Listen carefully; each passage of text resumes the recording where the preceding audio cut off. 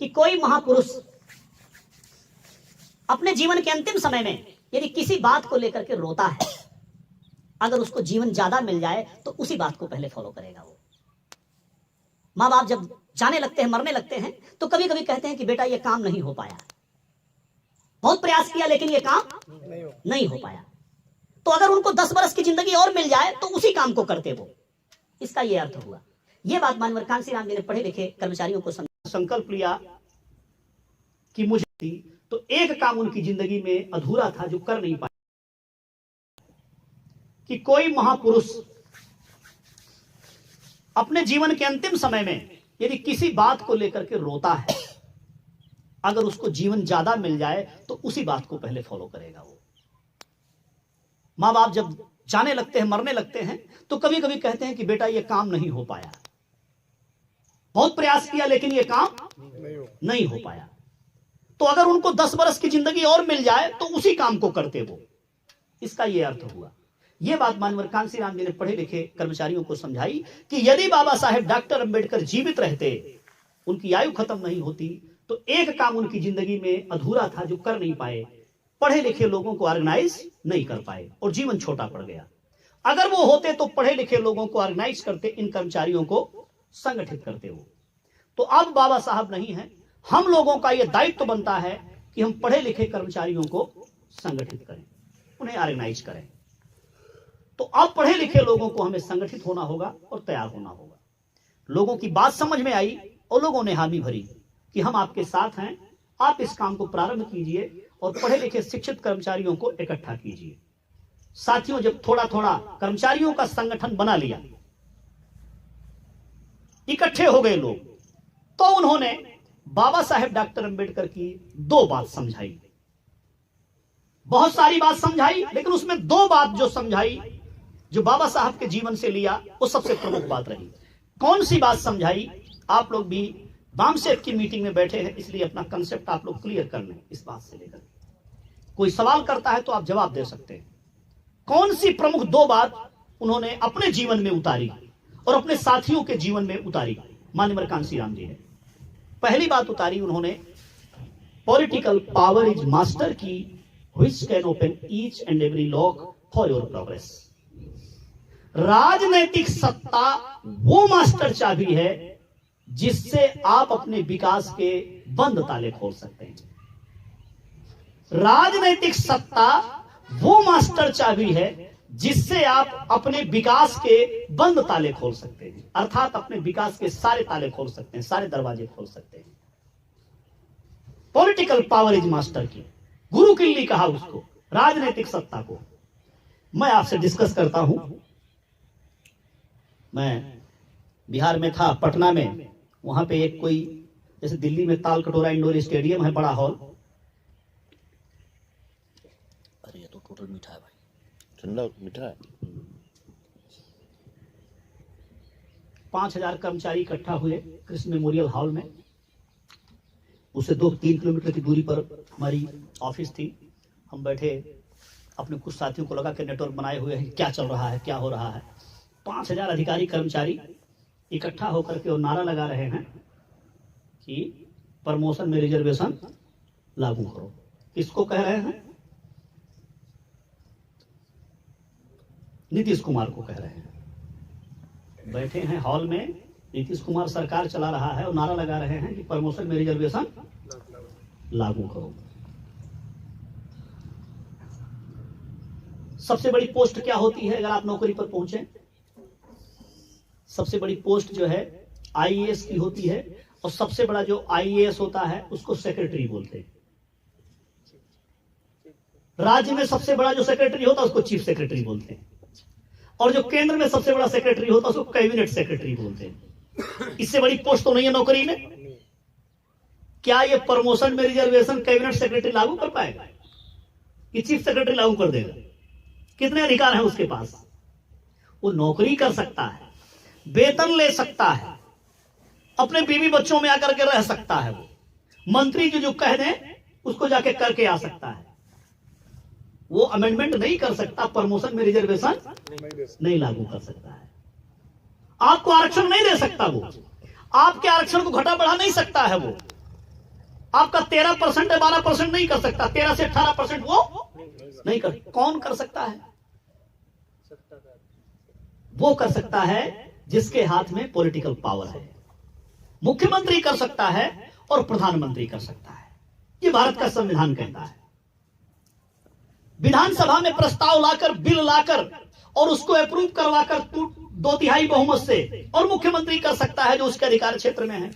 और अगर पूरे देश स्तर पर कोई चीज लागू करना है तो वो बिल ला करके वो प्रधानमंत्री करवा सकता है। तो ये बात माननीय कांशीराम जी की समझ में आ गई कि आप अधिकारी और कर्मचारी तो हो गए, वेतन तो आपको मिलता है, जीवन में आपका निखार तो आ गया, लेकिन आगे आपका ये निखार बरकरार रहे, ये आपके अधिकार क्षेत्र में नहीं। तो फिर जितने लोग ये SC/ST यूनियन चला रहे हैं, संगठन चला रहे हैं, बाबा साहब के नाम पर संगठन चला रहे हैं, ये बेमानी हो गया कि नहीं हो गया? क्या फायदा है उससे? कुछ होने वाला है उससे? रोज गाना गाओ बाबा साहब का, रोज म्यूजिक बजाओ, तुम्हारे अधिकार क्षेत्र में तो है नहीं कि तुम कुछ कर लो अपने लिए। जो निर्धारित कर दिया सत्ता में बैठा हुआ वो नौकरी कर सकते हो तुम, अर्थात तुम्हारे आरक्षण के अधिकार, तुम्हारे एजुकेशन के अधिकार, तुम्हारे रिजर्वेशन के अधिकार सब आपके हाथ में नहीं है। किसके हाथ में है? जिसका पार्लियामेंट पर कब्जा है। तो ये बात कांशीराम साहब ने पढ़े लिखे लोगों को समझाने में कामयाबी हासिल की कि राजनीतिक सत्ता के बगैर आपके कोई अधिकार सुरक्षित नहीं है। तो चूंकि आप नौकरी पे हैं तो आप राजनीति में अधिकार लेंगे तो नौकरी छोड़ना पड़ेगा। तो क्या करना होगा? अपने ही परिवार के, अपने ही समाज के उन भाइयों को जो नौकरी पे नहीं है उनको पार्लियामेंट में पहुंचाइए, उनको राज्यसभा में, उनको विधानसभा में, उनको लोकसभा में पहुंचाइए। अर्थात अपने समाज की सरकार बनाइए, अपने सिद्धांतों की सरकार बनाइए। अगर ये बनाने में आप कामयाब होते हैं तो आपके बच्चों के अधिकार सुरक्षित रहेंगे, आपकी पीढ़ी के अधिकार सुरक्षित रहेंगे, अदरवाइज समाप्त कर दिए जाएंगे। एक कोटेशन बाबा साहब का ये अधिकारी कर्मचारी को समझाने में कांशीराम साहब कामयाब हुए। दूसरा एक कोटेशन और समझाया।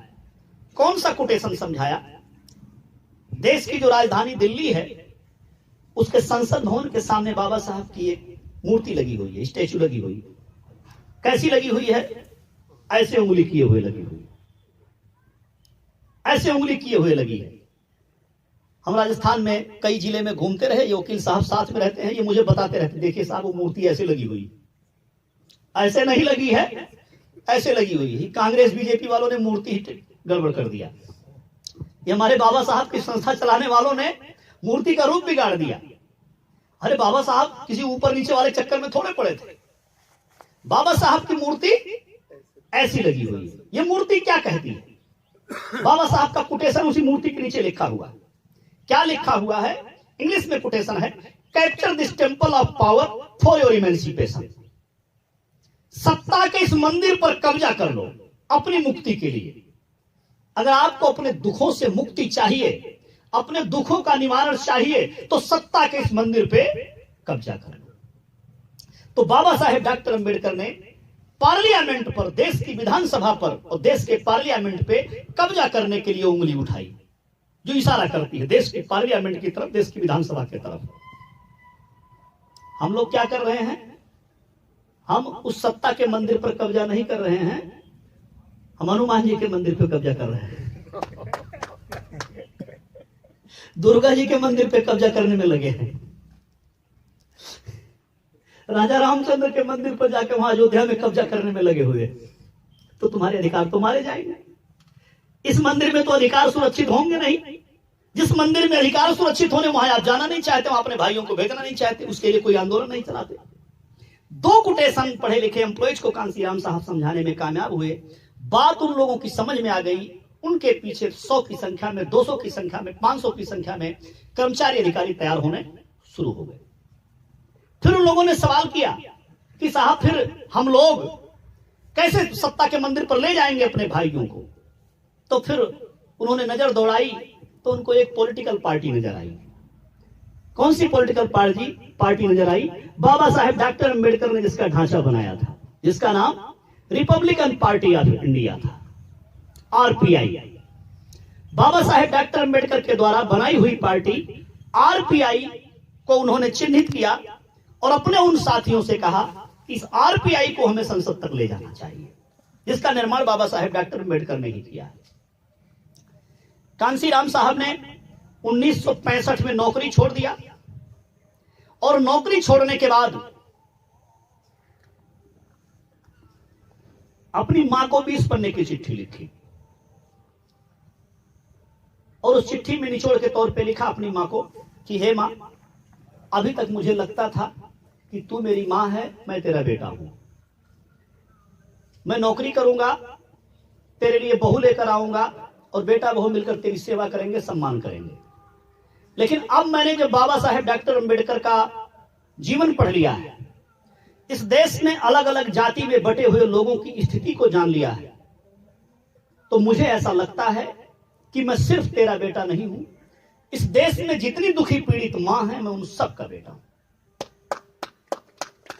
जितने दुखी पीड़ित भाई हैं, मैं उन सब का भाई हूं। इसलिए मैं घर लौट के वापस नहीं आऊंगा। मैंने नौकरी छोड़ दिया है, अब मैं घर लौट करके वापस नहीं आऊंगा। इस देश के कोने कोने में घूमकर मैं शिक्षित लोगों को इकट्ठा करने में लगा हुआ हूं, पढ़े लिखे लोगों को इकट्ठा करने में लगा हुआ हूं। जब तक पूरे देश के ये बहुजन समाज के लोग ऑर्गेनाइज नहीं हो जाते हैं, इकट्ठे नहीं हो जाते हैं, ये अपने पैरों पर नहीं खड़े हो जाते हैं, राजनीति करना नहीं सीख जाते हैं, मैं घर लौट करके वापस नहीं आऊंगा। वो मान्यवर कांसीराम जी उसके बाद लौट करके फिर कभी 1965 के बाद घर नहीं गए। उनके पिताजी की मौत हो गई। पंजाब में ही उनका कोई रैली का कार्यक्रम लगा हुआ था और उनके पास जाकर के लोगों ने बताया कि मान्यवर कांसीराम जी, आपके पिता की लाश पड़ी हुई है, आपको घर पे चलना चाहिए। मान्यवर कांसीराम साहब ने कहा कि अगर मैं घर जाऊंगा तो मेरे पिताजी जीवित तो नहीं हो जाएंगे, लेकिन जिस कार्यक्रम में मुझे जाना है वहां लाखों लोग मेरा इंतजार कर रहे हैं। बहुत पैसा खर्च करके, बड़ा अर्थ संग्रह करके तब लाखों लोग इकट्ठा हुए हैं। अगर उसमें नहीं जाऊंगा तो मेरे बहुजन समाज का, दबे कुचले समाज का वो कार्यक्रम फेल हो जाएगा, उनका सारा पैसा डूब जाएगा, तो मैं इतना बड़ा नुकसान नहीं कर पाऊंगा। मेरे भाइयों से बोल दो कि उनको अर्थी दे दें और उनका अंतिम संस्कार कर दें। ये बड़े बेटे थे, ये नहीं गए, उनके छोटे भाई ने अर्थी दे करके अंतिम संस्कार किया। तो वो महान शख्सियत घर लौट करके नहीं गए और फिर पढ़े लिखे लोगों पे ही अपना जीवन पूरा आधारित किया। शुरुआती दौर में 14 वर्ष तक महाराष्ट्र में पढ़े लिखे लोगों को ऑर्गेनाइज किया। 14 वर्ष तक ऑर्गेनाइज करने के बाद, उस जमाने में लाखों रुपए का आर्थिक सहयोग प्राप्त करने के बाद और आरपीआई के लोगों पर पैसा लगाया, अर्थ लगाया, अंजाम यह हुआ कि उस आरपीआई के 8 टुकड़े हो गए। कांसीराम साहब की सारी उन एनर्जी, कर्मचारियों का सारा फंड, सारा पैसा सब बेकार चला गया। जैसे कोई नेता कांसीराम साहब बनाते, उसका कुर्ता थोड़ा सा लंबा होता, तब तक वो कांग्रेस के चक्कर लगाने लगता। एक दादा साहब रूप होते थे पूना में, कांसीराम साहब ने उनको सांसद घोषित कर दिया। ऐसे कर्मचारियों के तरफ से, एम्प्लॉइज के तरफ से कहा कि भाई आपको हम सांसद घोषित करते हैं, 4 साल के बाद चुनाव आएगा, तब आपको हम चुनाव लड़ाएंगे, तब आप सांसद बन पाना तो बनना, 4 साल तक आप जाओ, तैयारी करो, आज ही से हम आपको सांसद घोषित करते हैं। एक सांसद को जितना बड़ा बंगला मिलता है, उतना बड़ा बंगला आपको खरीद के देते हैं। एक सांसद को जैसी गाड़ी मिलती है, ऐसी गाड़ी आपको देते हैं। एक सांसद को जितना वेतन मिलता है, हम कर्मचारी लोग अपना पैसा लगा करके उतना ही आपको वेतन देते हैं, और एक पीए भी आपको देते हैं जो आपके साथ फाइल लेकर खड़ा रहेगा। जाओ और समाज की तैयारी करो, राजनीति करो, आपको पार्लियामेंट की तरफ हम भेजेंगे। ऐसे एक राज सालवी थे, उनको एमएलए घोषित कर दिया। एक कांबले थे, उनको उन्होंने पार्षद घोषित कर दिया। कुछ दिन बीता, साल 2 साल, आकर के किसी ने बताया कांसीराम साहब को कि साहब वो दादा साहब रूप होते को जिसको सांसद आपने घोषित किया था, वो समाज के चक्कर कम लगाता है और कांग्रेस के दफ्तर के चक्कर ज्यादा लगाता है। कांसीराम साहब बहुत हतोत्साहित हुए, बोले बड़ी मुश्किल से इसको मैंने तैयार किया, इतना पैसा लगाया अपने पढ़े लिखे भाइयों का, और ये भी गया कांग्रेस में। टूट टूट करके लोग कांग्रेस में जाते रहे।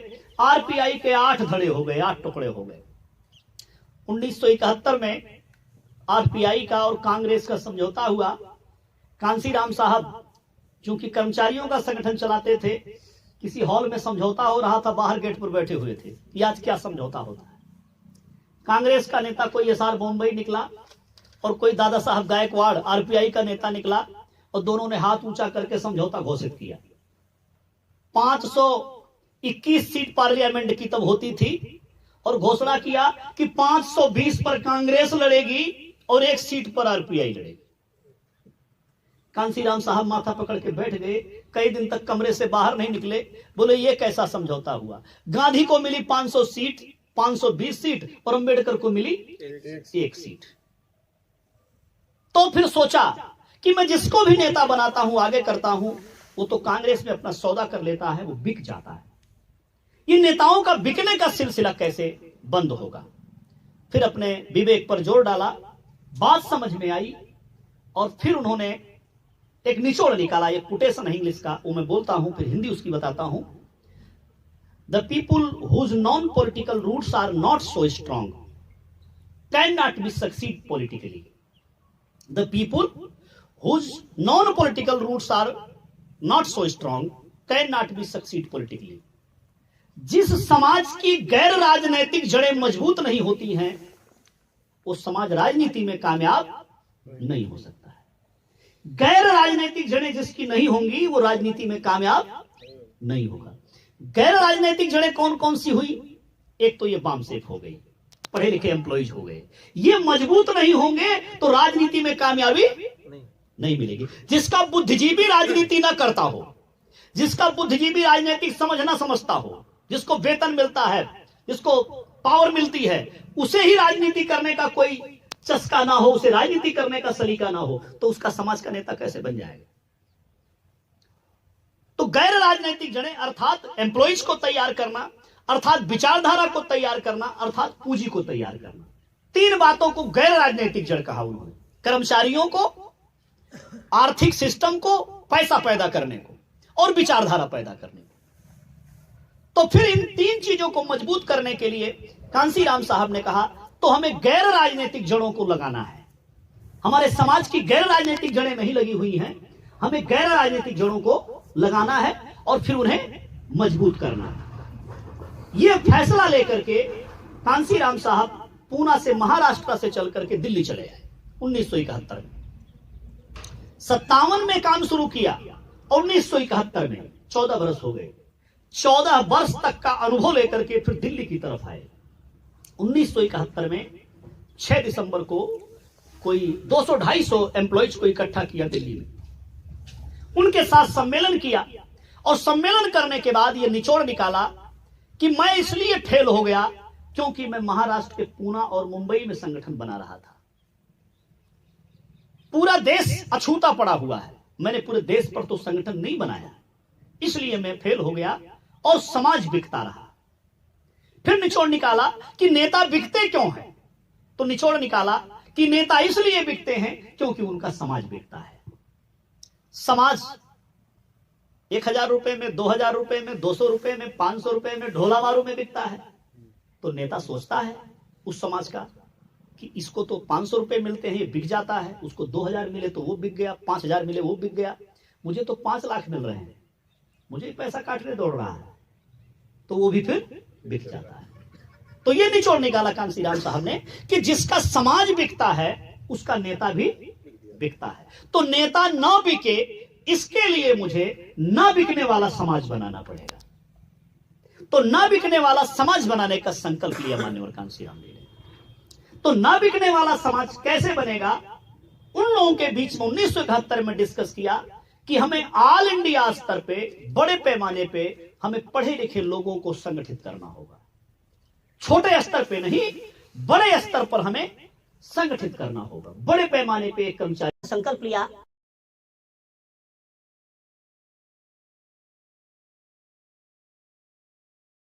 और दौरा करने के बाद फिर 2 वर्ष के बाद 6 दिसंबर 1973 को 5 दिन के लिए कर्मचारी को इकट्ठा किया, अधिकारी को इकट्ठा किया। थोड़ा भारी संख्या में इकट्ठा हुए, 500,000 की संख्या में इकट्ठा हुए। इकट्ठा करने के बाद फिर उन्होंने कहा कि हमें ऑल इंडिया स्तर पे हमें एक संगठन ऐसा बनाना है जिसका नाम होगा बामसेफ।